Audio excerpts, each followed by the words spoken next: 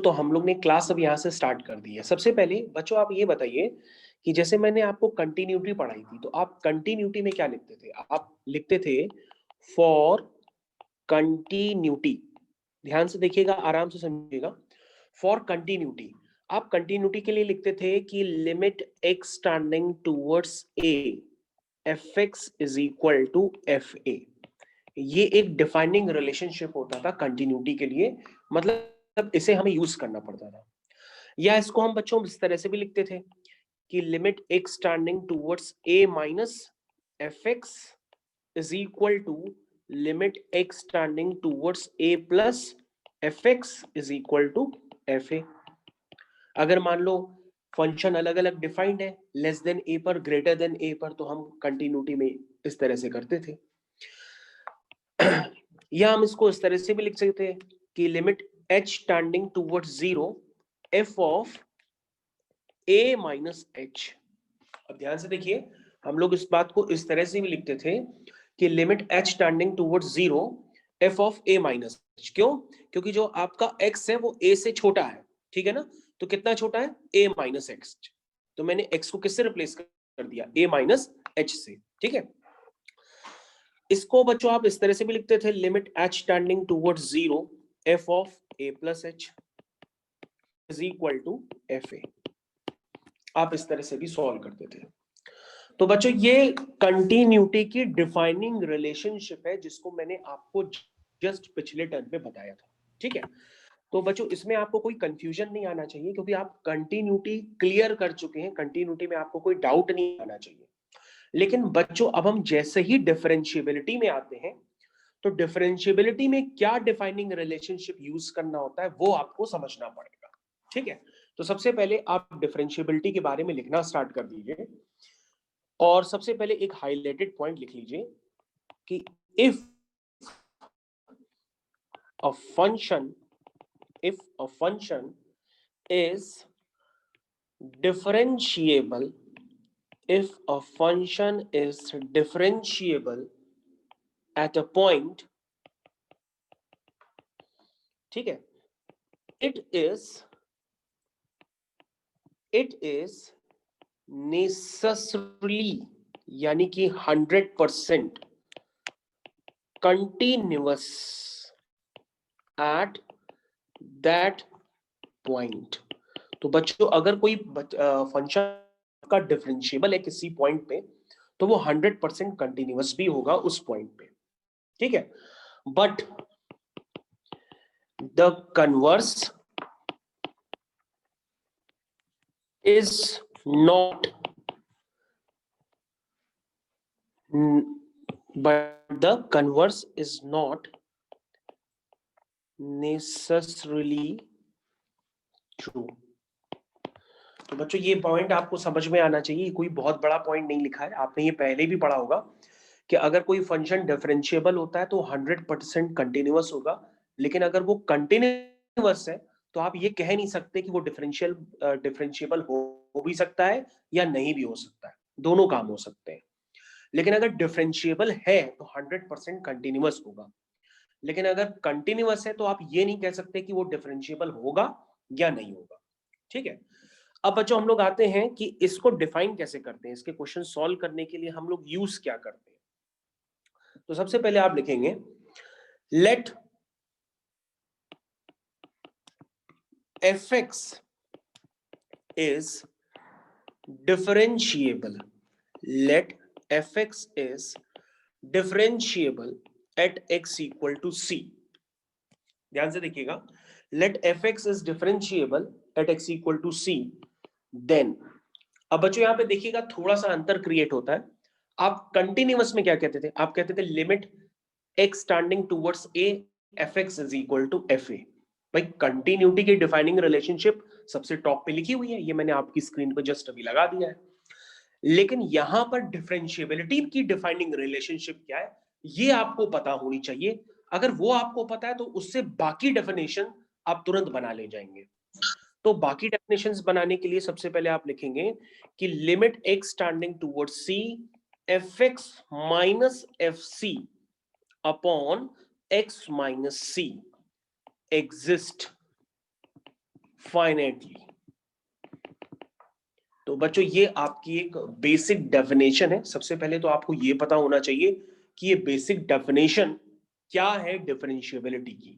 यानी अगर आपको किसी फंक्शन की डिफरेंशिएबिलिटी शो करनी है तो आप यूज क्या करने वाले हैं। भाई कंटिन्यूटी में क्या यूज करते थे वो तो आपने कई सारे क्वेश्चंस में देखा कि limit x tending towards a f x is equal to f a, ये यूज करते थे।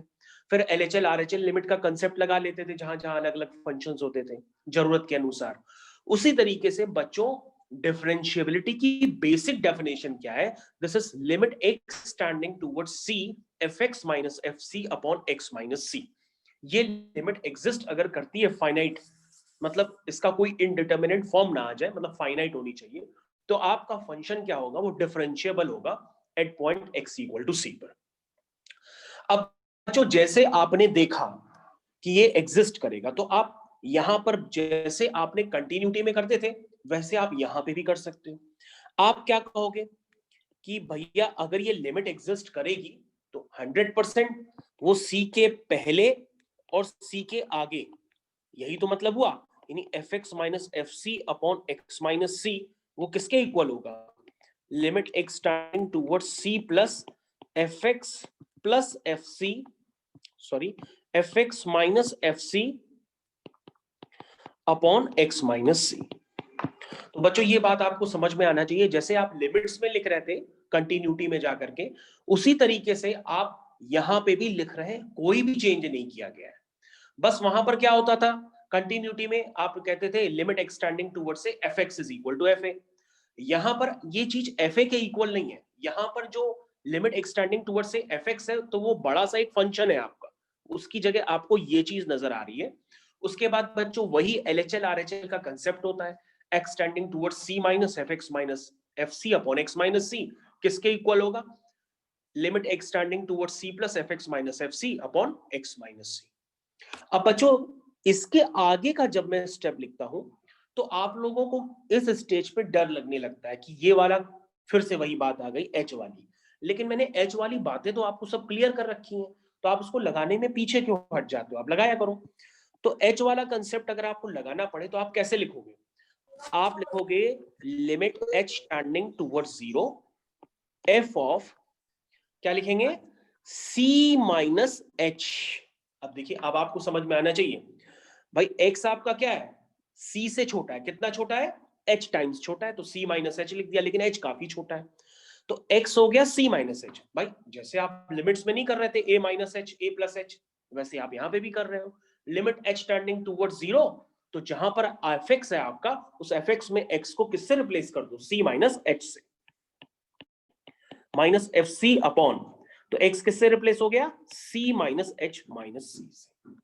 तो बच्चों और ये चीज किसके इक्वल होगी, limit x h tending towards zero f of c plus h, क्योंकि ये सी प्लस है यहाँ पे, यानी एक्स आपका सी से बड़ा है, कितना बड़ा है, c plus h minus f c upon c plus h minus c, ये दोनों इक्वल होने चाहिए। तो बच्चों यही डेफिनेशन होती है डिफरेंशिएबिलिटी।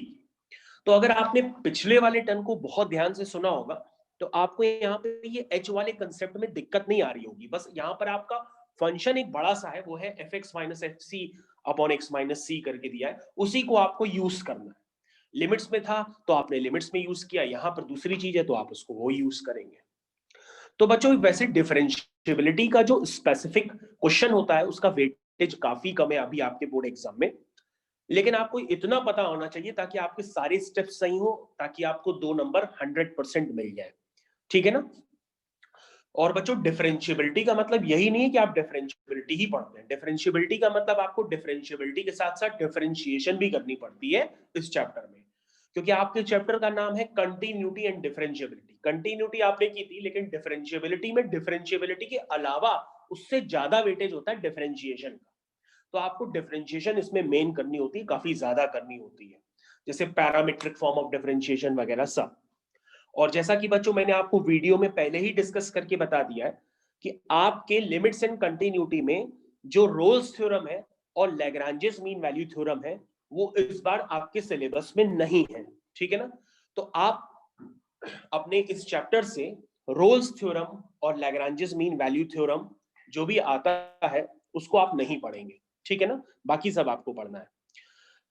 तो ठीक है बच्चों, आपको डिफरेंशिएबिलिटी की 100% डेफिनेशन समझ में आ गई होगी कि डिफरेंशिएबिलिटी की डेफिनेशन कैसे हम यूज करेंगे और उसको कैसे लगाएंगे।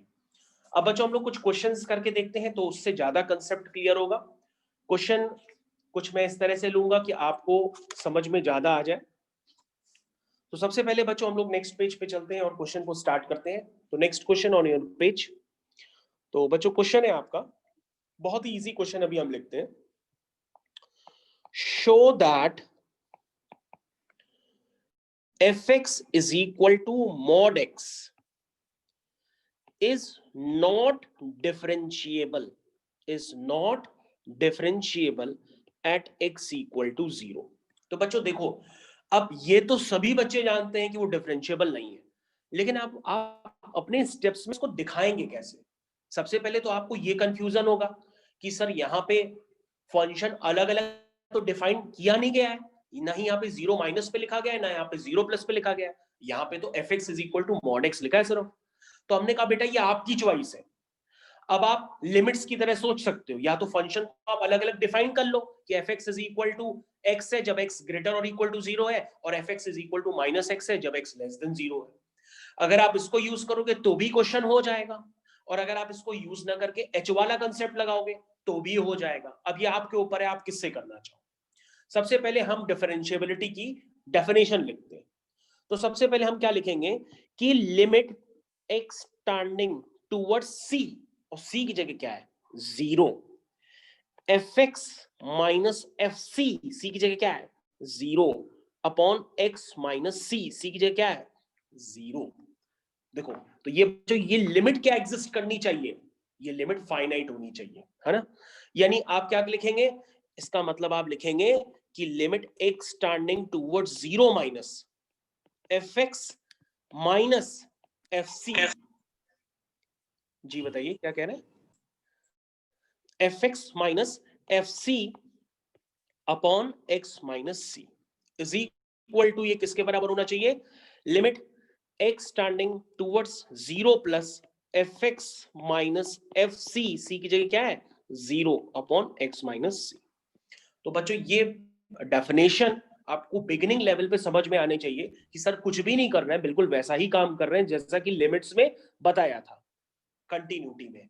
तो बस यहाँ पे डेफिनेशन बदल गई है, तो आप उस डेफिनेशन को अलग से यूज कर रहे हैं।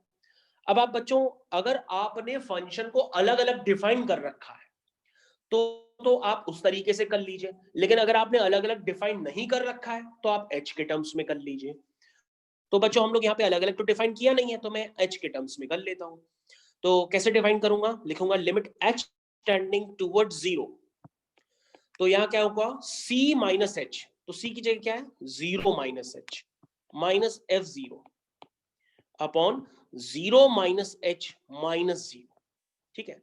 और उसके बाद बच्चों ये वाली जब हम लिमिट लिखेंगे तो ये क्या आएगी, ये आएगी h tending towards 0 f of c plus h minus f c upon c plus h minus c। तो बच्चों एक जगह हमने c प्लस एच यूज किया, एक जगह हमने c माइनस एच यूज किया। अब बच्चों अगर हम इन दोनों लिमिट्स को अलग अलग सॉल्व करते हैं तो ये दोनों लिमिट सॉल्व करने पर बराबर नहीं आएंगी, क्योंकि अगर बराबर आ जाएंगी तो ये डिफरेंशिएबल हो जाएगा, ये बराबर नहीं आनी चाहिए तो ये डिफरेंशिएबल नहीं होगा, और वही आपको प्रूफ करना है। तो बच्चों उसको प्रूफ करने के लिए स्टेप्स आगे कंटिन्यू करिए। सबसे पहले आप इस लिमिट को निकालिए आराम से। तो बच्चों क्या लिखा है f ऑफ माइनस एच। बच्चों देखो फंक्शन आपका क्या है मॉड एक्स है, तो मॉड एक्स अगर फंक्शन है तो f, देखिए आप लिख करके सोच सकते हैं अगर आपका फंक्शन जो है वो मॉड एक्स है, अगर आपको f ऑफ माइनस एच निकालना है तो जहां जहां x है उसको माइनस एच से ही तो रिप्लेस करेंगे, तो ये हो जाएगा minus mod H minus f0। तो बच्चों इसका मतलब x की जगह 0 डाल दो तो ये हो जाएगा मॉड 0 अपॉन माइनस एच। कितना आसान है जिसको आप इतना टफ समझ रहे हैं डिफरेंशिएबिलिटी को। Limit h tending towards 0। अब बच्चों किसी भी नेगेटिव नंबर का मॉड हो, चाहे -2 का मॉड हो तो भी वो 2 होता है, चाहे -3 का मॉड हो तो भी वो 3 होता है। तो माइनस h का मॉड क्या होगा h होगा माइनस 0 अपॉन माइनस h, ठीक है। तो बच्चों ये क्या आ रहा है सॉल्व होकर के, ये सॉल्व होकर के आ रहा है -1, क्योंकि h अपॉन माइनस एच क्या हो जाएगा, -1। उसके बाद बच्चों यहां पे सॉल्व करो तो f ऑफ 0 प्लस एच, यानी कि जो मॉड है उस मॉड के अंदर क्या आ जाएगा 0 प्लस एच, यानी कि एफ एच, समझ गए ना, यानी कि मॉड ऑफ एच हो जाएगा माइनस f0 यानी मॉड 0 तो 0 ही होगा, अपॉन c प्लस एच। तो बच्चों यहां पर क्या है c प्लस एच, तो c की जगह क्या है 0, ठीक है ना, तो यहां पे बचेगा सिर्फ h। तो ये हो जाएगा limit h turning toward 0 mod h तो h ही होगा अपॉन h, तो ये क्या हो गया बच्चों, दिस इज इक्वल टू 1। तो बच्चों आप देख सकते हैं ये LHL और RHL लिमिट इक्वल नहीं आ रही है, समझ गए कि नहीं, तो इसका मतलब ये function differentiable x equal to 0 पर नहीं होगा, समझ गए। लेकिन बच्चों अगर आप इस मेथड से नहीं करना चाहते हैं, h वाला कंसेप्ट पता नहीं क्यों आपको समझ में हो सकता है ना आया हो, तो बच्चों फिर आप क्या करेंगे, आप अपने फंक्शन को इस तरह से डिफाइन करेंगे, क्या करेंगे कि x 0 से बड़ा हो तो x है, x 0 से छोटा हो तो -x है। तो फिर आप क्या करेंगे, इसको यूज करेंगे और इसको इस वाले क्वेश्चन में अप्लाई करेंगे। तो इस तरह के क्वेश्चंस को करने के लिए जहां पर आपको h नहीं यूज करना है, इसके लिए मैं एक और क्वेश्चन ले लेता हूं ताकि आपको ज्यादा कंफर्टेबल हो। तो बच्चों मैं एक और क्वेश्चन आपकी स्क्रीन पे ले रहा हूं, तो उस क्वेश्चन में मैं ये h वाला कंसेप्ट नहीं यूज करूंगा, ठीक है, मैं बिना h के यूज करके तब भी आपको करके दिखा दूंगा। तो बच्चों फंक्शन है आपका दिस इज x माइनस 1, जब x क्या है लेस देन 2, ठीक है, और जब x ग्रेटर और इक्वल टू 2 है तो फंक्शन है आपका 2x माइनस 3। तो बच्चों अब आपको चेक करना है ये फंक्शन x इक्वल टू 2 पर डिफरेंशिएबल है कि नहीं है, ये आपको चेक करना है। तो सबसे पहले बच्चों आप क्या लिखेंगे, डिफरेंशिएबिलिटी की डेफिनेशन कैसे लिखेंगे, क्या सिखाया था, किस पे चेक करना है, x इक्वल टू 2 पर चेक करना है। तो चेक करिए कैसे चेक करेंगे, limit x tending toward c, c की जगह क्या है 2, fx minus fc upon x minus c, ये लिमिट कैसी एग्जिस्ट करनी चाहिए, फाइनाइट एग्जिस्ट करनी चाहिए। इसका मतलब limit exist 2 minus fx minus f2 upon x minus 2। पहले आप इस लिमिट को निकालिए आराम से। तो बच्चों इसको कैसे निकालेंगे, x आपका क्या है 2 माइनस, अब बच्चों वो कंसेप्ट आपको यूज नहीं करना, मत यूज करिए, आप उसके भी कर सकते हैं, वरना अगर पीछे वाले कंसेप्ट से करेंगे तो कैसे करेंगे, हम यहाँ पे x की जगह 2 माइनस एच यूज कर लेंगे, लेकिन आप वैसे अलग अलग डेफिनेशन गिवन है तो आप डायरेक्ट यूज करिए। तो बच्चों जब x 2 से छोटा है तो उस समय कौन सी डेफिनेशन यूज होगी, ऊपर वाली x माइनस 1, तो उसको हम यूज करते हैं this is x standing towards 2, ठीक है, तो कौन सी डेफिनेशन यूज होगी, ऊपर वाली, क्योंकि x 2 से छोटा है तो ये x माइनस 1 हो गई, ध्यान से देखिए ये x माइनस 1 हो गई। और बच्चों 2 पर फंक्शन की वैल्यू क्या होगी, देखना ध्यान से, इसमें गलती मत कर देना, जहां पे x ग्रेटर और इक्वल टू 2 लिखा है ना वहीं पर फंक्शन 2 पे डिफाइंड है, यानी 2 पर फंक्शन जो डिफाइंड है वो 2x माइनस 3 के बराबर है, यानी 2x माइनस 3 में आपको क्या करना होगा, x की जगह 2 डालना है, तो ये क्या आ जाएगा 4 माइनस 3 हो जाएगा अपॉन x माइनस 2 हो जाएगा, ठीक है। और बच्चों आपको यहां पर ये ध्यान देना होगा कि बार बार 2 माइनस आप नहीं लिखते हैं, एक बार अगर आपने x की डेफिनेशन अगर 2 से छोटी डाल दी है तो बार बार 2 के ऊपर माइनस लगा के अपने आप को कंफ्यूज मत करिए, माइनस हटा सकते हैं ये वाला ओके। अब इसको सॉल्व कर लीजिए, जब सॉल्व करेंगे तो ये आएगा x माइनस 1 माइनस 1, यानी कि हो गया x minus 2 upon x minus 2। तो ये तो बच्चों ऐसे ही समझ में आ गया कि ये कितना आ रहा है 1 आ रहा है, तो कितना आसान है, आपने बिना h का कंसेप्ट यूज किए डायरेक्ट इस क्वेश्चन को तो भी कर लिया, ठीक है। अब आप क्या करेंगे, इसको कहेंगे left hand derivative, this is called left hand derivative, जो आपने जस्ट अभी निकाला है, this is called left hand derivative. तो हम इसको यहां पे लिख देते हैं लेफ्ट हैंड डेरिवेटिव। यस बेटा मेघा बोलो। सर जब हमने ऊपर वैल्यू रखनी थी तो दोनों जगह रख देते। मेघा का डाउट सॉल्व हो गया, हम लोग आगे कंटिन्यू करते हैं। अब हम राइट हैंड डेरिवेटिव की तरफ चलते हैं। तो this is limit x tending towards 2 plus, ठीक है, क्या लिखेंगे, fx माइनस fc, c की जगह 2 है, अपॉन x माइनस c, ये लिख दिया। अब बच्चों अगर आप h वाला कंसेप्ट नहीं यूज करना चाहते हो तो मत यूज करो, आप डायरेक्ट इस क्वेश्चन को करो तो भी हो जाएगा। तो बच्चों आप क्या करेंगे, अब आप दो से बड़े वाले फंक्शन की डेफिनेशन देखो क्या है, जहां पे x ग्रेटर देन 2 है, तो वो है 2x माइनस 3। तो बच्चों आप यहां पे लिखो 2x माइनस 3, यानी जब x आपका 2 से बड़ा है तो उस समय फंक्शन की डेफिनेशन क्या है, 2x माइनस 3, ठीक है ना।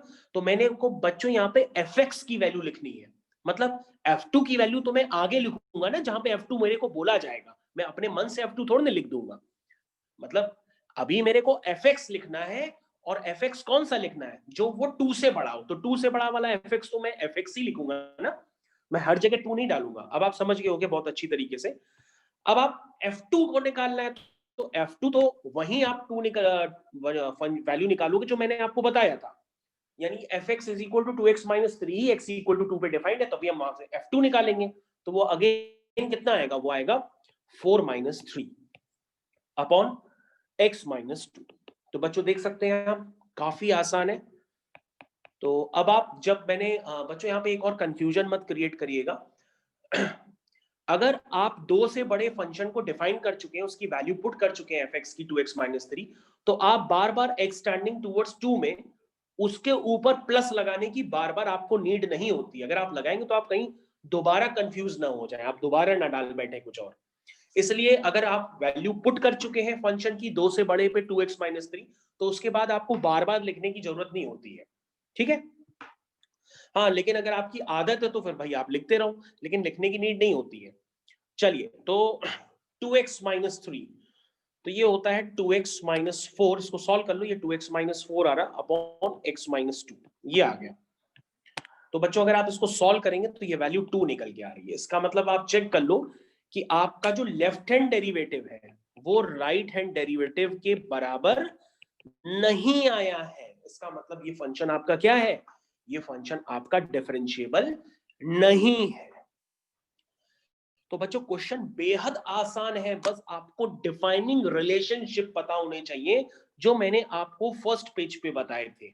जैसे मैंने आपको कंटिन्यूटी का डिफाइनिंग रिलेशनशिप बताया, उसी तरीके से बच्चों डिफरेंशिएबिलिटी का भी डिफाइनिंग रिलेशनशिप अगर आपको पता है तो बड़े से बड़ा फंक्शन क्यों ना आ जाए आप उसको कर ले जाओगे, बस आपको डिफाइनिंग रिलेशनशिप सही से पता होना चाहिए, ठीक है ना। तो अगर आप ध्यान दें तो मैंने काफी सारी बोर्ड्स की कॉपी चेक की है, तो उसमें मैं एक आपको क्वेश्चन कराने जा रहा हूं, वो क्वेश्चन ज्यादातर बच्चों का गलत होता है। और वो क्वेश्चन आता कहां से है, वो प्योरली एनसीईआरटी से आता है और कहीं से नहीं आता है, लेकिन वो आपका गलत हो जाता है। तो हम लोग देखते हैं वो क्वेश्चन किस तरह से आपका गलत हो रहा है। तो क्वेश्चन है बच्चों, f x is equal to integral part of x, ये आपका क्वेश्चन है। अब ग्रेटेस्ट इंटीजर फंक्शन को देख करके ये मत सोच बैठना कि ये एनसीईआरटी का हो ही नहीं सकता, ये भैया एनसीईआरटी का ही क्वेश्चन है। एक नॉर्मल एनसीईआरटी आप खोल सकते हो, एक्सरसाइज 5.2 क्वेश्चन नंबर 10, मैं वो वाला क्वेश्चन कर रहा हूं। तो बच्चों आपके पास जो है फंक्शन यहाँ पे इंटीग्रल पार्ट ऑफ एक्स है, और यहाँ पे लिखा है कि जो आपका एक्स है वो 0 से 3 के बीच में लाई करता है। और जब ये क्वेश्चन एग्जाम में आया था तो उसमें बताना था कि ये डिफरेंशिएबल है कि नहीं 1 पे या 2 पे। तो कई बच्चों ने क्या किया, ये डिफरेंशिएबल नहीं है प्रूफ करने के लिए इसका ग्राफ बना दिया, और ग्राफ में कहने लगे कि सर हमको हमारे सर ने बताया है कि जब डिसकंटिन्यूअस ग्राफ होता है तो वो डिफरेंशिएबल नहीं होगा, क्योंकि स्टेप फंक्शन है, डिसकंटिन्यूअस है। तो सर ये इस तरह से हम लोगों ने कर दिया एग्जाम में, लेकिन ये इस तरह का जो मेथड था वो एग्जाम में गलत हो गया, ठीक है ना। जो आपका मेथड है वो ऑब्जेक्टिव क्वेश्चंस के लिए है, ये बोर्ड एग्जाम के लिए नहीं है, ठीक है ना। आपको प्रॉपर्ली डिफरेंशिएबिलिटी की डेफिनेशन यहां लगानी होगी, तब इस क्वेश्चन का पूरा सॉल्यूशन माना जाएगा। एक ग्राफ बना करके छोड़ दोगे तो गलत है भाई, वो तो गलत है आपका, क्योंकि ज्यादातर बच्चे ग्राफ बना के छोड़ रहे हैं। तो f x is equal to integral part of x, x lie करता है आपका 0 से 3 के बीच में, इज, मैं आंसर लिख देता हूं, इज नॉट, आपको प्रूफ करना है, is not differentiable at x equal to 1 and x equal to 2। आपको प्रूफ करना है ये x equal to 1 पे और x equal to 2 पर डिफरेंशिएबल नहीं है। तो कितना आसान क्वेश्चन है, आप खुद से कर सकते हो, करना चाहो तो करना, आप स्टार्ट कर दो अपने आप से, अगर आपको लगता है आप कर सकते हो। कहोगे सर सबसे पहले हम x इक्वल टू 1 के लिए करते हैं, ठीक है, हम x इक्वल टू 1 के लिए करो। देखो एकदम अगर आपको डिफाइनिंग रिलेशनशिप क्लियर है तो आप बिल्कुल क्वेश्चन कर लोगे भाई। आओ x इक्वल टू 1 पे चेक करते हैं, तो कैसे लिखेंगे, limit x tending towards 1 fx minus f1 upon x minus 1। यही तो लिमिट होगी ना जिसे आपको डिफाइन करना है, यही तो एग्जिस्ट करेगी ना लिमिट, एग्जिस्ट फाइनेटली, यही तो आपको डिफाइन करना है, तभी ये डिफरेंशिएबल होगा x इक्वल टू 1 पे। तो बच्चों कैसे डिफाइन करोगे, आप कहोगे sir limit x tending towards 1 minus fx minus f1 upon x minus 1। पहले सर इस लिमिट को निकालते हैं। अब क्या बच्चों यहाँ क्या फंक्शन अलग अलग डिफाइंड है क्या, 1 के पहले 1 के आगे, यहाँ डिफाइंड है, आप देखो डिफाइंड है, लिखा हुआ है, नहीं है, तो उसका मतलब यहाँ पे h वाला कंसेप्ट आप यूज कर लो। तो h वाला कंसेप्ट कैसे यूज करोगे, कहोगे सर ये तो बहुत आसान है, लिख दिया h टेंडिंग टूवर्ड्स 0, उसमें तो कोई दिमाग लगता ही नहीं है। और यहाँ पे हो गया c माइनस एच होता है, तो यहाँ पे 1 है तो 1 minus h minus 1 f1 upon 1 minus h minus 1। तो कितना आसान है, this is limit h tending towards 0। अब ध्यान से देखो बच्चों, आपका जो fx है, इधर ध्यान दो, fx आपका क्या है, fx है आपका इंटीग्रल पार्ट ऑफ x। तो क्या आप f ऑफ 1 माइनस एच नहीं लिख सकते हो, बिल्कुल लिख सकते हो, आप कहोगे 1 माइनस एच का integral part minus f1, f1 मतलब इंटीग्रल पार्ट ऑफ 1, और भैया 1 का इंटीग्रल पार्ट तो 1 ही होता है, तो उसको 1 ही लिख दो, अपॉन 1 माइनस एच माइनस 1, 1 से 1 कैंसिल हो गया, ये माइनस एच हो गया। अब इस तरह की लिमिट्स में भैया आपको क्या कंफ्यूजन है, जो आप क्वेश्चन एग्जाम में हर बार गलत कर रहे हो, भैया 1 माइनस एच का इंटीग्रल पार्ट लेना है। अगर आप 1 माइनस एच का इंटीग्रल पार्ट ले रहे हो तो इसका मतलब क्या हुआ कि 1 माइनस एच क्या है, तुम कहोगे सर 1 माइनस एच एक ऐसा नंबर है जो 0 से 1 के बीच में लाई करेगा। भाई मैंने आपको बताया है ना कि अगर 0.99 भी होगा तो उसका भी इंटीग्रल पार्ट क्या होगा, 0 होगा। तो 1 माइनस एच में एच भले ही छोटा ही क्यों ना हो, लेकिन है तो वो, ये जो इंटीग्रल पार्ट के अंदर नंबर लिखा हुआ है तो ये 1 से ही छोटा। और अगर 1 से छोटा है तो ऐसा थोड़ी नहीं कि 1 से छोटा -100 हो गया, क्योंकि h तो बहुत छोटा होता है भाई। तो 1 से छोटा का मतलब वो किसके बीच में लाई कर रहा है, 0 से 1 के बीच में लाई कर रहा है, और 0 से 1 के बीच का अगर कोई नंबर होता है इंटीग्रल पार्ट के अंदर तो उसका इंटीग्रल पार्ट क्या होगा, 0 होगा। तो 1 माइनस एच का इंटीग्रल पार्ट क्या होगा भाई, 0 होगा। बोलो भाई समझ में आया। तो आगे कंटिन्यू करते हैं इसको, तो लिखते हैं लिमिट h टेंडिंग टूवर्ड्स 0। तो 1 माइनस एच यानी ये नंबर 0 से 1 के बीच में लाई करता है, तो उसका इंटीग्रल पार्ट क्या होगा, 0 माइनस 1 अपॉन माइनस एच। तो बच्चों उसको सॉल्व करो, this is limit h tending towards 0, -1 upon minus H, this is 1 upon H, h 0 डाल दो तो ये इंफिनिटी आ गया, ये लिमिट इंफिनिटी आ गई। अब तो कुछ बच्चे ऐसे बैठे हैं वो इंफिनिटी देख करके कंफ्यूज हो जाते हैं, कहते हैं सर ये तो फाइनाइट आंसर है ही नहीं। अरे भैया ये फाइनाइट आंसर है इंफिनिटी, अभी तो इस लिमिट का जो आंसर है वो इंफिनिटी है माना जाएगा, मतलब ये कोई इंफिनिटी बाय इंफिनिटी थोड़ा ना लिखा है, ना इंफिनिटी की पावर 0 लिखा है, ना ये 0 बाय 0 लिखा हुआ है। तो इस लिमिट का आंसर इंफिनिटी है, वो तो इंफिनिटी माना जाएगा। लेकिन कई लोग का आंसर जब इंफिनिटी आता है तो कंफ्यूज हो जाते हैं, कहते हैं हमने गलत सॉल्व किया, कुछ और मेथड लगाना पड़ेगा। नहीं भैया ये आपकी लिमिट निकल आई है आंसर में। चलिए दूसरा, लेफ्ट हैंड डेरिवेटिव आपका आ गया भाई, राइट हैंड डेरिवेटिव यूज करिए, राइट हैंड डेरिवेटिव। तो कैसे लिखेंगे, limit x tending towards 1 plus fx minus, ठीक है, fx minus f1 upon x minus 1। चलो भैया फंक्शन अलग अलग तो डिफाइंड नहीं है, 1 के आगे 1 के पीछे कुछ दिया ही नहीं है, तो हम क्या करते हैं h वाला कंसेप्ट यूज करते हैं। लिमिट h टेंडिंग टूवर्ड्स 0, क्या आएगा आगे, 1 plus h minus f1 upon 1 plus h minus 1। तो x की जगह हमने 1 प्लस एच पुट कर दिया। अब आप इस लिमिट को धीरे धीरे सॉल्व करते जाइए। तो बच्चों क्या लिखा हुआ है, ये लिखा है f ऑफ 1 प्लस एच। भैया अगर आपका fx integral part of x है तो f ऑफ 1 प्लस एच नहीं लिख सकते, तो क्या होगा 1 प्लस एच का इंटीग्रल पार्ट। f1 मतलब इंटीग्रल पार्ट ऑफ 1 तो 1 ही होता है, और 1 से 1 कैंसिल हो गया, सिर्फ h हो गया। अब बच्चों यहाँ पे फिर आपको कंफ्यूजन हो सकता है, हो जाए कि भैया ये 1 प्लस एच है, इसका इंटीग्रल पार्ट क्या होगा? तो h तो भैया बहुत छोटा होता है, तो 1 प्लस एच का मतलब ये जो भी नंबर है ये लाई करेगा 1 से 2 के बीच में, और 1 से 2 के बीच में कोई भी नंबर होगा तो उसका इंटीग्रल पार्ट क्या आएगा? 1 आएगा। तो आप इसको 1 लिखो और देखो आप यहाँ पे फिर कंफ्यूज हो जाओगे। लिखो, तो ये हो जाएगा 1 माइनस 1 अपॉन एच। अब इधर देखो, तो ये हो गया 0 अपॉन एच, तो इसका आंसर हुआ 0। लेकिन पता है आप लोग में से कुछ मान्यवर ऐसे हैं जो उस लिमिट को सोचते हैं कि सर ये तो 0/0 हो गया, लिमिट ही नहीं निकल रही है। आहा, ऐसा दिमाग में कंसेप्ट जनरेट कर देते हैं कि ये लेकिन 0/h लिखा हुआ है, अगर न्यूमरेटर 0 हो गया तो ऑटोमेटिकली उसका आंसर 0 हो गया। ये मतलब होता है यहां पर इसका, यहां पर h टेंडिंग 0 का मतलब ये थोड़ी नहीं कि आपने h 0 डाल ही दिया है, यहाँ पे 0/h दैट इज 0। समझ में आया? तो बच्चों यहां पर आप राइट हैंड डेरिवेटिव देखिए और लेफ्ट हैंड डेरिवेटिव देखिए, ये दोनों आपस में इक्वल नहीं है, एक इंफिनिटी और एक 0 है।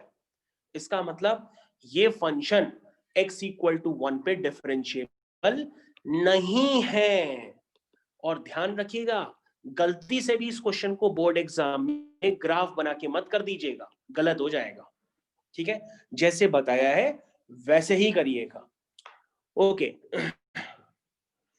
तो बच्चों अब यहां पर सिमिलरली करके एक और पार्ट है, वो x इक्वल टू 2 पर है।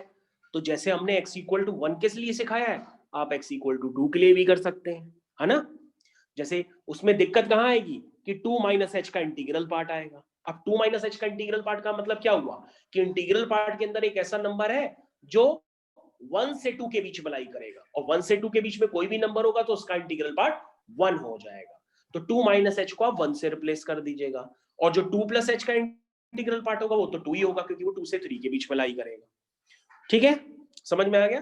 तो बच्चों मैंने 1 वाला आपको करके दिखा दिया है, होपफुली आप अपने घर पे 2 वाला भी करके चेक कर लेंगे। तो बच्चों इस तरह के क्वेश्चंस याद रखिएगा, मैं कहीं से नहीं करा रहा हूं, सिर्फ और सिर्फ अभी एनसीईआरटी ही उठाई है, उसी में ही हो सकता है आपको कंफ्यूजन पैदा हो जाए, उसको जरूर करिएगा। तो मैं सिर्फ अभी एनसीईआरटी पिकअप किया हुआ हूं। चलिए नेक्स्ट क्वेश्चन देखो बच्चों, दूसरा क्वेश्चन एनसीईआरटी का, ये भी आप गलत ही करते हो इसलिए मेरे को कराना पड़ रहा है। तो फंक्शन है आपका fx is equal to mod x minus 1। ठीक है, लिखा हुआ है x belong to real number. ठीक है, आपको प्रूफ करना है कि ये फंक्शन जो है x इक्वल टू 1 पर डिफरेंशिएबल नहीं है। जब आपके पास आएगा तो पता है आप क्या बना दोगे, आप इसका ग्राफ बना दोगे, ग्राफ में कॉर्नर जनरेट हो जाएगा और कहोगे सर ने सिखाया था जहां पे कॉर्नर होता है वो डिफरेंशिएबल नहीं होते हैं। तो प्रूफ हो गया सर, ग्राफ बना के छोड़ दिया। ग्राफ गलती से भी ना बना देना, गलत हो जाएगा क्वेश्चन। ठीक है, तो आप करोगे कैसे, जैसे आपको सिखाया है वैसे ही करोगे। करना क्या है, आपको प्रूफ करना है ये जो है is not differentiable at x equal to 1। Start करिए, कैसे करेंगे? कहोगे सर ये काफी आसान है। आसान है तो करो उसको, आसान है तो करो उसको भाई। कितने लोग करें, जल्दी जल्दी करो भैया, जिनको ये आसान लग रहा है वो जल्दी से अपनी कॉपी में करें इसको। आंसर देखिए कैसे करना है। Limit x tending towards 1 fx minus f1 upon x minus 1 exist करेगा फाइनाइटली अगर ये डिफरेंशिएबल है। ठीक है, ये एग्जिस्ट करेगा, लेकिन ये एग्जिस्ट नहीं करता होगा ये तो हम लोग को आगे पता पड़ेगा, क्योंकि अभी हमने लिमिट निकाली कहाँ है। चलिए निकालना स्टार्ट करते हैं। Limit x tending towards 1 minus fx minus f1 upon x minus 1। ठीक, this is left hand derivative. ये LHD अपने आप लिख दिया करो, लेफ्ट हैंड डेरिवेटिव। ठीक है, ओके। अब क्या करेंगे, क्या फंक्शन क्या 1 के पीछे 1 के आगे अलग अलग आपने डिफाइन कर रखा है? कहोगे हाँ सर ये डिफाइन कर सकते हैं। तो आप बताइए सर अलग अलग डिफाइन करके करें कि डायरेक्टली h वाला यूज करें? हमने कहा अलग अलग डिफाइन करोगे तो समय लग जाएगा, अब h वाला ही यहाँ पे यूज कर लो। चलो, लिमिट h टेंडिंग टूवर्ड्स 0, क्या लिखोगे भाई? 1 माइनस h, क्या लिखोगे? 1 माइनस एच, ठीक है ना, क्योंकि 1 से छोटा है तो 1 minus h minus F1 upon 1 minus h minus 1. This is limit h tending towards 0. Okay, यहाँ पे कुछ बच्चे और भी गलती करते हैं, वो गलतियां मेरे को कॉपी में मिलती हैं.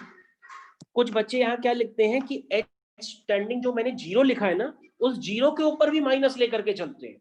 वो गलत है. 0 के ऊपर माइनस नहीं लगाना है, सिर्फ 1 के ऊपर माइनस है, ठीक है ना. नहीं कंटिन्यूटी में ऐसा करेंगे, नहीं यहां पर ऐसा करेंगे, गलती मत कर देना. ओके तो बच्चों f ऑफ 1 माइनस एच निकालो भाई. कहोगे सर एफ एक्स आपका मॉड एक्स माइनस 1 है, तो उसी में x को 1 माइनस एच से रिप्लेस कर दो. तो ये क्या हो जाएगा 1 माइनस एच माइनस 1, ठीक है, का मॉड माइनस f1 यानी कि 1 माइनस 1 का मॉड, ठीक है, अपॉन 1 से 1 कैंसिल माइनस एच. कितना आसान है. सिर्फ आपको डिफाइनिंग रिलेशनशिप पता होना चाहिए. अब माइनस एच का मॉड क्या होगा, वो तो एच ही होगा. ये 1 माइनस 1 0 हो गया, नीचे माइनस एच है, तो ये क्या आ गया माइनस 1 आ गया. लेकिन कुछ मान्यवर ऐसे हैं जो इस फॉर्म में पता है क्या कहेंगे, कहेंगे सर एच 0 जा रहा तो ये 0 बाय 0 फॉर्म हो गया, और 0 बाय 0 फॉर्म तो इनडिफाइंड होता है. अरे भाई वो सब नहीं करना है. अगर आपको लिमिट्स नहीं आती है तो लिमिट्स क्लास 11th में थोड़ी बहुत पढ़ लीजिएगा, ठीक है. h अपॉन माइनस एच का मतलब माइनस 1 हुआ, ये 0 बाई 0 फॉर्म नहीं हुआ. गलती से भी ऐसा कंसेप्ट मत लगाना. Right hand derivative. ओके, तो limit x turning towards 1 plus fx minus f1 upon x minus 1. Start करो. ये right hand derivative h turning towards 0 f of 1 plus h minus f1 upon 1 plus h minus 1. कितना आसान है, देखो कितनी speed से चल रहा है काम, अगर समझ में आ जाए तो. Limit h tending towards 0, 1 plus H का मतलब आपका फंक्शन है मॉड ऑफ एक्स माइनस 1. तो ये देखो मॉड ऑफ एक्स माइनस 1, तो एक्स की जगह मैंने 1 प्लस एच डाल दिया माइनस F1, यानी इस फंक्शन में एक्स की जगह 1 डालना है, तो 1 माइनस 1 अपॉन 1 से 1 कैंसिल एच. तो ये क्या हुआ लिमिट एच टेंडिंग टुवर्ड्स 0, ठीक है. 1 से 1 कैंसिल, मॉड एच तो एच हुआ, this is h upon h, this is equal to 1. तो बच्चों देख सकते हैं कि आपका जो लेफ्ट हैंड डेरिवेटिव है वो राइट हैंड डेरिवेटिव के इक्वल नहीं आया है. इसका मतलब फंक्शन आपका ये डिफरेंशिएबल नहीं है. ओके, तो डिफरेंशिएबिलिटी का भैया सारे क्वेश्चंस आपसे हो सकते हैं, कोई भी रफ एंड टफ क्वेश्चन नहीं होता है. आपको सिर्फ डिफाइनिंग रिलेशनशिप पता होना चाहिए, और फंक्शन कोई भी आ जाए आप तुरंत लगा सकते हो डिफरेंशिएबिलिटी. ठीक है भाई, किसी को कोई कंफ्यूजन तो नहीं होगा. आगे कंटिन्यू कर रहे हैं हम. तो बच्चों आगे कंटिन्यू कर रहे हैं, और ये जो है डिफरेंशिएबिलिटी का इतना ही पार्ट होता है जो आपको समझना होता है, यही आपके एग्जाम में आता है. अब बच्चों हम लोग कुछ क्वेश्चंस डिफरेंशिएशन के ऐसे पिकअप करेंगे जहां पे आप ब्लंडर मिस्टेक कर रहे हो. अब आप उसको समझना वो मिस्टेक्स आपसे कहां पर हो रही हैं. तो ध्यान से सुनिए. अब हम लोग डिफरेंशिएशन के कुछ ऐसे क्वेश्चंस यूज करने वाले हैं जहां पे आप इतनी जबरदस्त मिस्टेक कर रहे हो वो आपको सही करनी होगी. तो स्टार्ट कर रहे हैं नेक्स्ट क्वेश्चन के साथ. चलिए बच्चों स्टार्ट करते हैं. तो बच्चों ये डिफरेंशिएबिलिटी यहां पर हम लोग हो गई. अब हम लोग डिफरेंशिएशन कर रहे हैं, क्योंकि कंटिन्यूटी और डिफरेंशिएबिलिटी में डिफरेंशिएबिलिटी के साथ साथ डिफरेंशिएशन आती है. डिफरेंशिएबिलिटी का हद से 2 नंबर का क्वेश्चन होगा, लेकिन डिफरेंशिएशन का वेटेज ज्यादा होता है, उसका 8 नंबर तक क्वेश्चंस बन जाएंगे. ठीक है, तो पहला क्वेश्चन आपके सामने ये रहा स्क्रीन पे, पहला क्वेश्चन. लेकिन बच्चों ये तो आप समझ गए होंगे कि डिफरेंशिएबिलिटी अगर आपको पूरे मार्क्स चाहिए तो डिफरेंशिएबिलिटी आपको आनी चाहिए. 80 आउट ऑफ 80 चाहिए तो कंटिन्यूटी भी आनी चाहिए, इसलिए आपको पढ़ाया गया है. तो आपके पूरे मार्क्स आ सकते हैं, क्योंकि डिफरेंशिएबिलिटी और कंटिन्यूटी तो काफी आसान हो चुका है. और बच्चों एक बात तो मैंने आपको ऑलरेडी वीडियो में डिस्कस कर रखी है कि आपके पास इनवर्स फाइंड करने के लिए जो आप यूज करते थे एलिमेंट्री रो ट्रांसफॉर्मेशन या एलिमेंट्री कॉलम ट्रांसफॉर्मेशन, वो अब आपके कोर्स में नहीं है, वो हटा दिया गया है. ठीक है, तो आपका मार्क्स ऐसे और बढ़ गए, क्योंकि एलिमेंट्री रो ट्रांसफॉर्मेशन मैंने देखा था कि काफी बच्चे जितना भी सिखा दो वो एलिमेंट्री रो ट्रांसफॉर्मेशन लगा करके निकाल नहीं पाते ये इनवर्स, ठीक है ना। वो कहते हैं कि हम लोग की सेटिंग है, हम लोग अपने आप ऐसे ट्रांसफॉर्मेशन लगाते हैं ताकि आइडेंटिटी मैट्रिक्स बन जाए एक तरफ और तुरंत निकल आए, लेकिन ऐसा होता नहीं है, ठीक है ना। तो बच्चों आप लोग के लिए काफी खुशी की बात है कि एलिमेंट्री रो ट्रांसफॉर्मेशन वाली एक्सरसाइज पूरी एनसीईआरटी से हटा दी गई है, इस बार के कोर्स में नहीं है। बाय द वे मैंने बच्चों को वैसे कराने का उसका तरीका बता रखा था, मैंने बच्चों को ये सिखाया था कि भैया एलिमेंट्री रो ट्रांसफॉर्मेशन क्वेश्चन अगर आता है और उसके साथ एक चॉइस में क्वेश्चन होता था पहले, तो अगर आपसे मान लो वो चॉइस वाला क्वेश्चन भी ना निकले तो एलिमेंट्री रो ट्रांसफॉर्मेशन वाला तो करना ही पड़ेगा। तो आप क्या करना, पहले ए इनवर्स आप यूज करके वो निकाल लेना, 1/mod A into adjoint, इसको यूज करके ए इनवर्स पहले रफ में निकाल लेना। फिर एलिमेंट्री रो ट्रांसफॉर्मेशन में 6-7 स्टेप्स लगा दो, ट्रांसफॉर्मेशन कोई भी लगा करके, रो R1 को रिप्लेस कर दिया, R1 प्लस R2 प्लस, ऐसे लगा करके 6-7 स्टेप्स दिखा करके आखिरी में अपना आंसर मेंटेन कर लो, तो बच्चों को नंबर मिल जाते थे। लेकिन इस बार आपको सेटिंग करने की जरूरत ही नहीं है, रफ में जाके ए इनवर्स निकालने की जरूरत ही नहीं है क्योंकि हटा दिया गया है उसको, ठीक है ना। तो बच्चों हम लोग आगे कंटिन्यू करते हैं और अगले क्वेश्चन की तरफ मूव कर रहे हैं। और ये जो क्वेश्चंस हैं इनको करने का तरीका आप जरूर देख लीजिएगा, क्योंकि आपकी जो कॉपीज चेक हो रही है उनमें आपके क्वेश्चंस ये सबके सब गलत हैं, ठीक। तो बच्चों सबसे पहला क्वेश्चन मैं लिखता हूं, एकदम बेसिक क्वेश्चन है, if y is equal to x plus square root of x square plus 1 whole power m, show that, यहां पे बच्चों अपने आप हेडिंग डाल दीजिएगा डिफरेंशिएशन। डिफरेंशिएशन मैं आपको अलग अलग पार्ट करके नहीं पढ़ाऊंगा, मैं एक ही बार में सारे डिफरेंशिएशन के जो मोस्ट इंपॉर्टेंट क्वेश्चंस हैं वो मैं आपको बता रहा हूं। तो बच्चों ये आपको शो करना होता है, ठीक। क्वेश्चन आपके सामने मैंने लिख दिया है। अब बच्चे क्या करते हैं, जो मैंने कॉपी में एनालाइज किया और उनको मैंने समझाया भी काफी, वो क्या करते हैं कि इसका dy बाई डी एक्स निकालते हैं और फिर इसका d2y by d x square निकालते हैं और निकाल करके कहते हैं सर इसमें वैल्यू पुट कर देते हैं और सिंप्लीफाई करेंगे तो सब कट पिटा के 0 आ जाएगा। अगर बेटा अगर आप इस तरह से करोगे ना तो आपका निकलेगा नहीं 0, आप करते करते थक जाओगे। हाँ निकाल सकते हो, लेकिन आपको सिंप्लीफाई इतना करना पड़ेगा कि आप निकालते निकालते थक जाओगे और ये क्वेश्चन बन जाएगा 2 पेज का।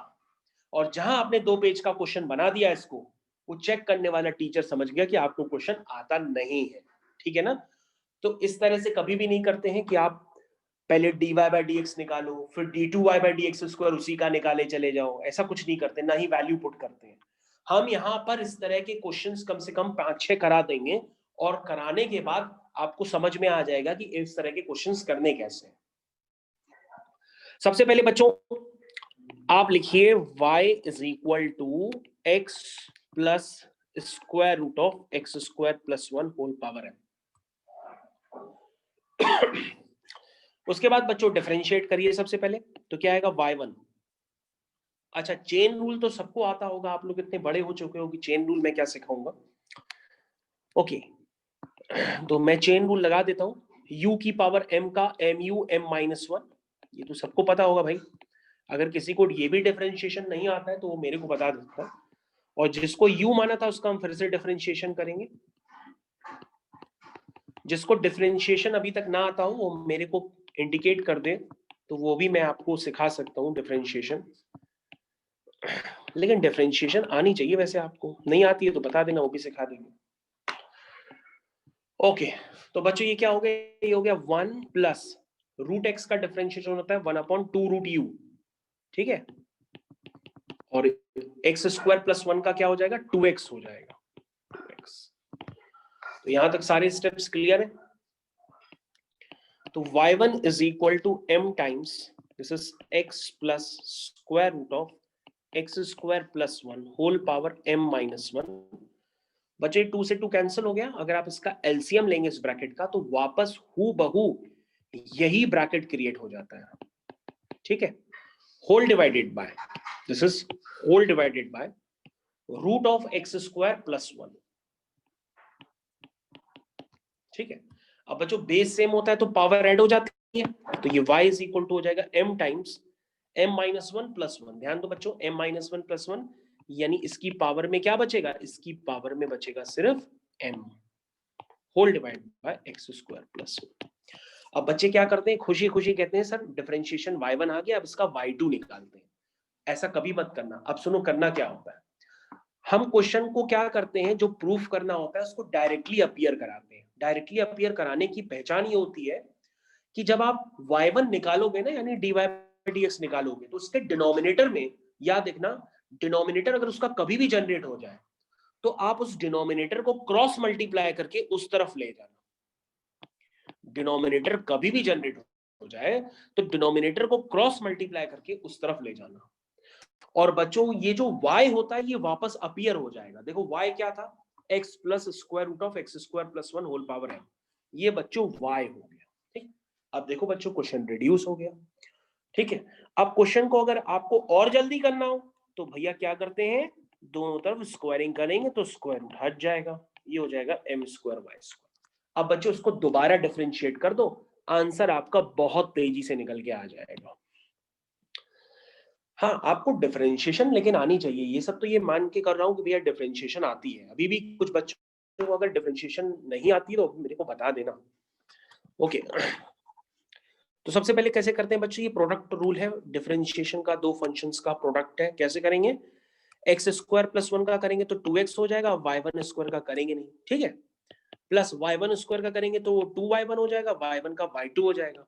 अब x² + 1 का नहीं करेंगे, ये m² है, y² का 2y हो जाएगा और y का y1 हो जाएगा। ठीक है, समझ में आ गया। अब ध्यान से देखो, 2y1 पूरी इक्वेशन में, 2y1 पूरी इक्वेशन में कॉमन है, तो कॉमन लेकर के दोनों तरफ से कैंसिल कर दो, तो 2y1 हट गया तो बचा xy1 प्लस 2y1 हट गया, ये y2 x² + 1, 2y1 हट गया तो ये बचा m² टाइम्स, क्या बचा, m² टाइम्स 2y1 हट गया, यानी क्या बचा, y हट, ये हो गया। अब बच्चों देखो, जो प्रूफ करना था वो हो गया क्वेश्चन। ठीक है, जो प्रूफ करना था वो आ चुका है। अब आप इसको थोड़ा स्टाइलिश तरीके से लिख लीजिए, आपका क्वेश्चन खत्म हो गया। ये देखो बच्चों, आपको यही प्रूफ करना था, समझ गए आप। हाँ भाई, सबको समझ में आ गया कि क्वेश्चन में कभी भी जो आप करते थे वो नहीं करना है, जैसे सिखा रहे हैं वैसे करना है। तो यहां से मेजर चेंजेस होते हैं, तो आपको पता होना चाहिए ये पार्ट, कि गलती से भी गलत ना हो जाए, क्योंकि इस तरह के क्वेश्चंस एग्जाम में आते ही आते हैं। तो आगे कंटिन्यू करते हैं नेक्स्ट क्वेश्चन की तरफ, और नेक्स्ट क्वेश्चन मैं आपको दे रहा हूं करने के लिए, वो आप ही करिएगा, मैं आपको टाइम दूंगा करने के लिए। क्वेश्चन है बच्चों, y = tan इनवर्स x का होल स्क्वायर। देखिए, y = tan इनवर्स x का होल स्क्वायर, आपको करना है प्रूव दैट है आपका 1 + x² का whole square y2 plus 2x 1 + x² y1 = 2। ये बच्चों आपको प्रूफ करना है, तो आप लोग प्रूफ करना स्टार्ट करिए, मैं वेट करता हूं। ओके बच्चों, तो मैं इस क्वेश्चन को करना स्टार्ट कर रहा हूं। अब आप देखो किस तरह से करना है। सबसे पहले आप क्या लिखोगे, y = tan इनवर्स x का होल स्क्वायर। अब सुनो, यहाँ पे पता है कुछ बच्चे क्या किए हैं, इसका जब सॉल्यूशन चेक होता है तो देखो आप एग्जाम में क्या करते हो, अभी तो कह रहे होगे, एग्जाम में पता है आप क्या करते हो, आप इसमें दोनों तरफ लॉग ले लेते हो। और भैया इसमें लॉग थोड़ा ना ले लेंगे, लॉग वहां कहाँ लेते हैं, आपको सिखाया गया है, जब वेरिएबल की पावर वेरिएबल होती है तभी वहां पे लॉग लिया जाता है। ये भी आपका डिफरेंशिएशन का ही पार्ट है इसी टॉपिक का। जब वेरिएबल की पावर वेरिएबल होती है तो ही लॉग लिया जाता है। और आप लोग तो इतना मैच्योर हो चुके होंगे कि x की पावर x का तो डिफरेंशिएशन आपको ऐसे ही याद होता है। क्या होता है, x की पावर x का होता है x की पावर x * 1 + ln x। लेकिन आप समझ लेना, यहाँ पे लॉग वॉग मत ले लेना, क्योंकि कई कॉपीज में इसमें लॉग लिया होता है। चलिए ओके, स्टार्ट करते हैं हम लोग यहाँ पे। तो सबसे पहले लिखेंगे y1, u² का हो गया 2u और tan इनवर्स x का होता है 1/1 प्लस एक्स स्क्वायर। हो गया, ठीक है। अब बच्चों देखो तुमको पहचान यहाँ पे मिल गई कि डिनोमिनेटर आ गया है, डिनोमिनेटर आ गया तो उसको क्रॉस मल्टीप्लाई करके बच्चों उस तरफ ले जाओ, ठीक है। अब मैंने क्या बताया था कि आपको अपना y अपीयर कराना होता है, तो y कैसे अपीयर होगा? अगर आप इसमें दोनों तरफ क्या कर दो, स्क्वायरिंग कर दो, तो y आपका अपीयर हो जाएगा। तो क्या लिखोगे, स्क्वायरिंग बोथ साइड्स। y को हमेशा अपीयर कराना होता है, तो अपीयर करा लिया हमने। चलिए, तो ये हो गया y1 square 1 plus x square का होल स्क्वायर, तो ये हो गया 4 tan इनवर्स x का होल स्क्वायर। भैया tan इनवर्स x का स्क्वायर का मतलब हुआ कि वो tan इनवर्स x का होल स्क्वायर हुआ, उसमें भी कोई दिमाग ना लगाना नया वाला। चलिए, तो बच्चों ये देखिए 4 हो गया और उसके बाद ये वैल्यू हो गई आपकी y, ठीक है। स्टार्ट कर दीजिए, अब तो कुछ बचा ही नहीं क्वेश्चन में, डिफरेंशिएशन करना चालू करो। सबसे पहले क्या करो, y1 स्क्वायर का नहीं करते हैं, इसका करते हैं। तो u स्क्वायर का हो गया 2u, और जिसको u माना था उसका फिर से करेंगे, यानी x स्क्वायर का 2x प्लस, अब y1 स्क्वायर क्या करते हैं, y1 स्क्वायर का 2y1, y1 का y2, 1 प्लस एक्स स्क्वायर का होल स्क्वायर का नहीं करते, 4y का हो गया y1, हो गया। अब ध्यान से देखो, हर बार बच्चों एक कॉमन चीज होती है, 2y1 पूरे में कॉमन आएगा, कॉमन लेके उसको हटा दो, तो 2y1 हट गया, तो बचा क्या, बचा हुआ पार्ट लिखो। कहोगे सर बच्चा 2x बचा, एक y1 बचा और एक 1 प्लस एक्स स्क्वायर बचा, चेक कर लो यही बचा है। ठीक है, सभी बच्चे चेक करें ये बचा भी है कि नहीं बचा है। बचा है, यही बचा है। प्लस 2y1 फिर से हट गया, ये y2 बचा, 1 प्लस एक्स स्क्वायर का होल स्क्वायर बचा, और उधर बच्चों जो 2 लिखा हुआ है वो ये हो गया। अब चेक करो, जो आपको प्रूफ करना था वो कितना आसान था प्रूफ करना, लेकिन जब ये आपको मैंने एग्जाम में दिया था तो ये आप कौन सा तरीका उसमें लगा रहे थे जो इतना लंबा क्वेश्चन आपका चल रहा था वो।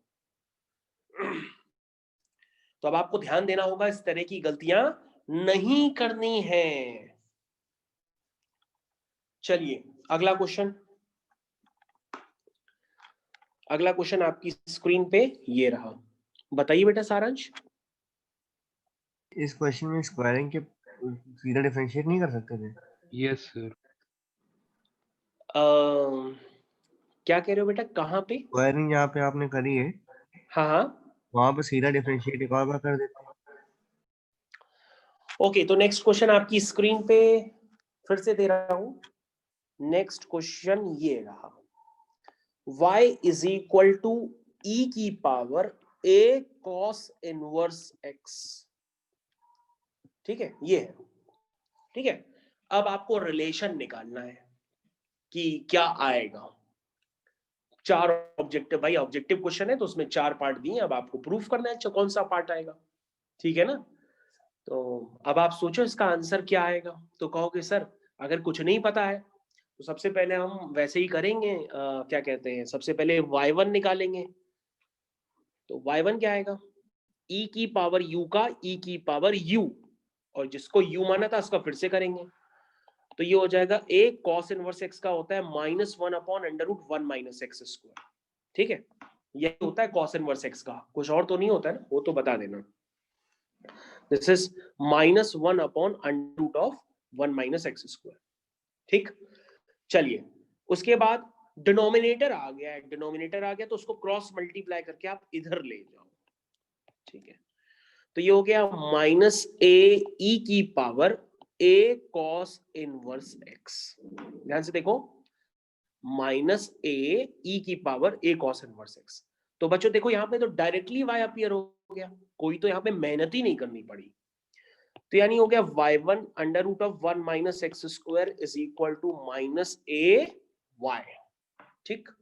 अब दोनों तरफ स्क्वायरिंग कर दो, तो y1 square 1 minus x square, minus का स्क्वायर प्लस हो गया, ये हो गया a स्क्वायर y स्क्वायर, ठीक। डिफरेंशिएट कर दो, तो y1 स्क्वायर का 2y1 और y1 का y2, 1 माइनस एक्स स्क्वायर का मत करो, अब 1 माइनस एक्स स्क्वायर का कर दो तो -2x, और y1 स्क्वायर का y1 स्क्वायर, ठीक है, is equal to a square y square का 2y इंटू y1। अब जब देखो बच्चों, जैसा बताया था कि 2y1 पूरे में हर बार कॉमन होता है, तो ये हो गया y2 times 1 minus x square, ठीक है, और क्या बचा बच्चों यहाँ पे माइनस का x y1 is equal to a square y। हो गया बच्चों प्रूफ, यही प्रूफ करना था जो गिवन, ठीक है। ज्यादा से ज्यादा उसको ऐसे लिखा जा सकता है कि y2 1 minus x square minus x y1 minus a square y is equal to 0। बोलिए भाई, समझ में आया? ओके बच्चों, अभी मैंने जो आपके सामने क्वेश्चन डिस्कस करने जा रहा हूँ वो क्वेश्चन आपकी स्क्रीन पर है। डेट इज log x की whole power x plus x की पावर log x। तो बच्चों, जो सा कि मैं आपसे डिस्कस कर रहा था कि इसमें दोनों तरफ फर्स्ट स्टेप में log नहीं लेते हैं, अगर log ले लेंगे तो क्वेश्चन आपका गलत हो जाएगा, क्योंकि log a plus b is equal to होता है log a plus log b नहीं होता है, ठीक है ना। तो आप पहले स्टेप में इसमें log नहीं लेंगे, बल्कि u और v लेट करिएंगे एक एक फंक्शन को, और उसके बाद उसको डिफरेंशिएट करेंगे तो dy by dx is equal to du by dx plus dv by dx निकल करके आएगा। तो बच्चों, आपको करना कुछ नहीं है, एक बार आप du बाई dx निकालो, एक बार dv बाई dx निकालो, और दोनों को उठा के ऐड कर दो, आपका dy बाई dx निकल के आ जाएगा। और इससे पहले वाले क्वेश्चन का तो सॉल्यूशन मैंने आपको ऑलरेडी क्लियर भी किया हुआ है, इसमें आपको कोई दिक्कत नहीं आएगी, आपके सामने पूरा पूरा सॉल्यूशन है, आप इसको बाद में वीडियो रिकॉर्डिंग से कर भी सकते हैं। ओके, तो बच्चों यहां से du बाई dx निकाल लेते, क्या आएगा, दिस इज u को उधर शिफ्ट कर देते, तो u क्या हो गया, u है बच्चों ln x की whole power x into bracket ln of ln x plus x cancel हो गया 1 अपॉन ln x। तो कितना आसान है, आ तो गया du by dx। Second part जो कौन सा था, वो है v is equal to x की पावर ln x, ये है, फिर वेरिएबल की पावर वेरिएबल है तो लॉग लेंगे, तो लिखेंगे ln v is equal to ln x। देख लेना, इसमें किसी को कोई कंफ्यूजन तो नहीं ना भाई, log m की पावर n, तो ln x बाहर आ गया और ln x उसका हो गया। स्टार्ट करो। तो उसको आप ऐसे भी लिख सकते हो directly, this is ln v is equal to ln x का होल स्क्वायर। डिफरेंशिएट करो, ln v का 1 upon v into dv by dx is equal to u square का हो गया 2u और ln x का हो गया 1 बाय x। तो बच्चों यहां से आपका dv बाय dx निकल के आ गया v टाइम्स, v क्या है, v है आपका x की power ln x into bracket 2 ln x upon x, this is. तो बच्चों आपको फाइनली निकालना क्या है, dy बाय dx, तो dy बाय dx तो आप निकाल चुके हो, तो dy बाय dx आपका आ गया, किसके इक्वल होगा वो, du by dx plus dv by dx। तो बच्चों ये आपका हो गया du बाय dx, ठीक है, प्लस ये आपका हो गया dv बाय dx, ठीक है बच्चों।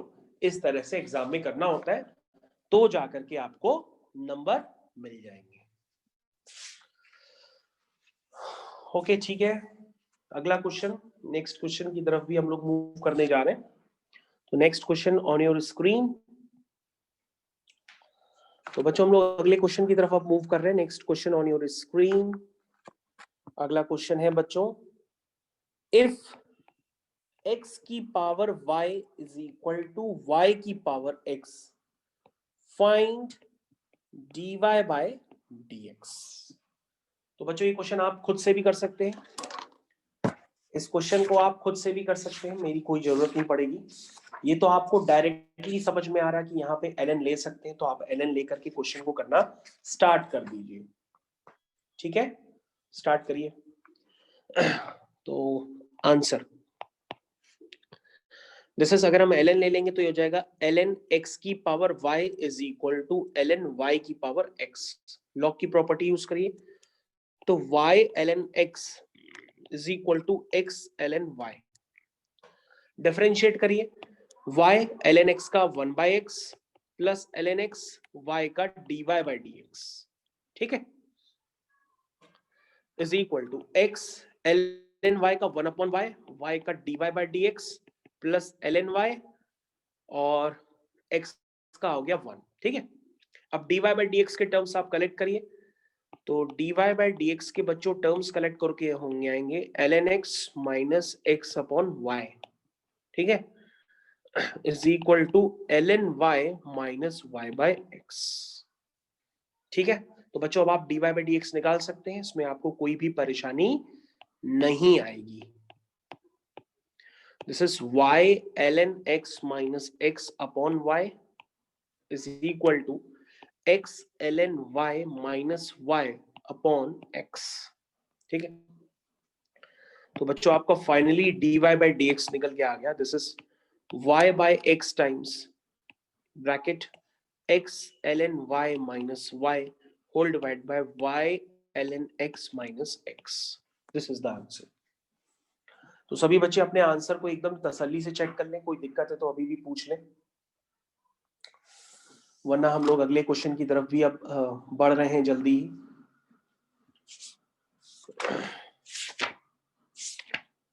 तो ऐसा कोई भी बच्चा जिसको डिफरेंशिएशन ही नहीं करने आती हो तो बात अलग है, वो मेरे को क्लास के बाद भी बता सकता है, तो मैं उसको डिफरेंशिएशन पढ़ा दूंगा, क्योंकि इस स्टेज पे आपको डिफरेंशिएशन आना कंपलसरी है।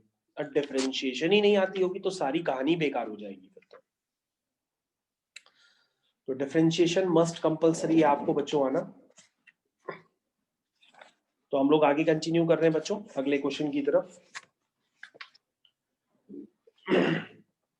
तो बच्चों अगला क्वेश्चन आपकी स्क्रीन पे,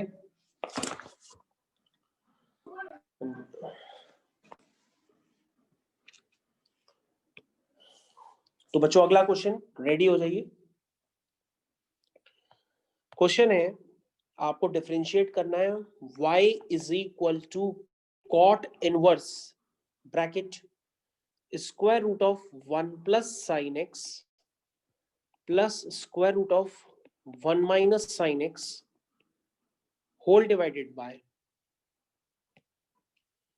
root of 1 plus sine x minus root of 1 minus sine x. ठीक है, तो बच्चों यहां पर एक आपको एक कंफ्यूजन दूर करना होगा। आपके पास इस तरह के क्वेश्चन जितने भी आते हैं तो वो सारे पहले से ही अपनी डोमेन में डिफाइंड होते हैं, मतलब आपको उसमें अलग से दिमाग लगाने के लिए सीबीएसई बोर्ड में जरूरत नहीं पड़ेगी कि कहीं कॉट इनवर्स कॉट एक्स कहीं माइनस एक्स तो नहीं होगा या pi by two minus x तो नहीं होगा, क्योंकि जितने भी क्वेश्चन आएंगे वो सब अपनी डोमेन में डिफाइंड होते हैं ऑलरेडी। तो अगर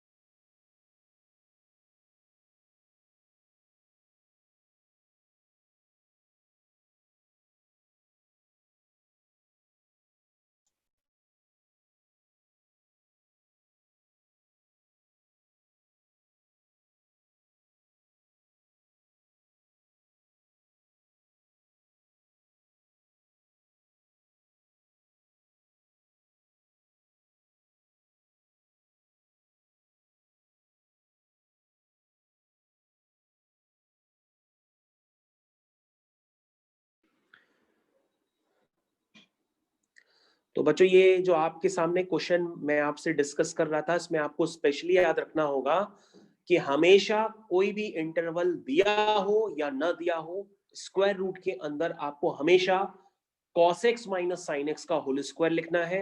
यह आपको हमेशा याद रखना होगा, वरना आपके क्वेश्चंस गलत भी हो सकते हैं।